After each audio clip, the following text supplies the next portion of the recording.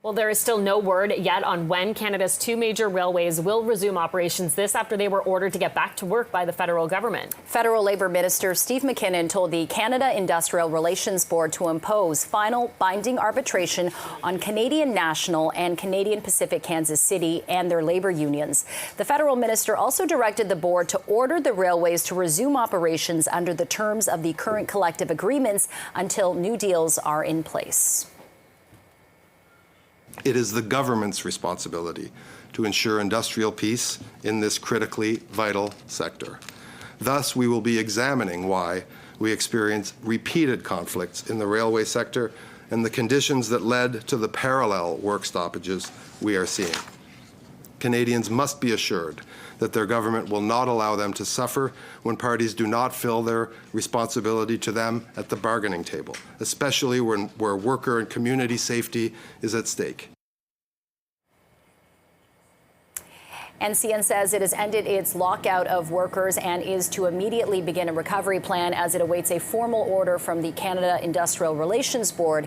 And Canadian Pacific Kansas City says it's also preparing to restart its operations, but in a statement last night noted the Teamsters Union refused to discuss resuming service and could challenge the constitutionality of the federal government's direction.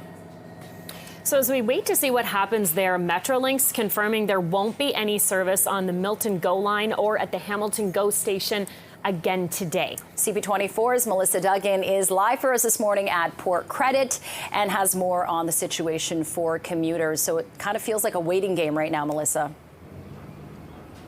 Yeah, you know, there definitely is some confusion, especially just when you look at the overarching story that we're seeing here, that labor dispute affecting freight train service, but also having an effect on some commuter services as well. And it's affecting thousands of people in our region along the Milton GO line, also the Hamilton GO station as well. Now, Metrolinx coming out with some alternatives for riders that they could use. Like where I am right now at Port Credit, this is a landing ground for one shuttle service that's going from Cooksville, which doesn't have train service, bringing people here so they can hop online here. But there's also shuttle service available for other areas as well.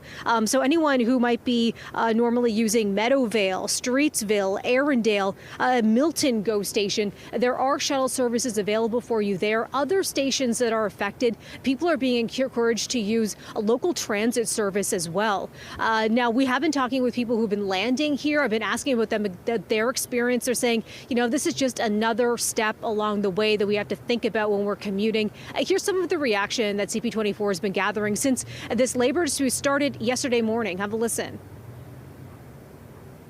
I heard it last night before I went to bed. Okay, so you were able to plan ahead. Yeah, I was prepared for it.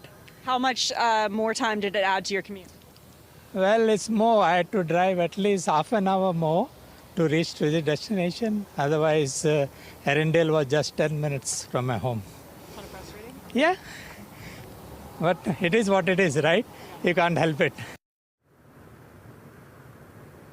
So about 8,100 riders affected by this disruption right now, but all other GO train service as well as Up Express all running normally.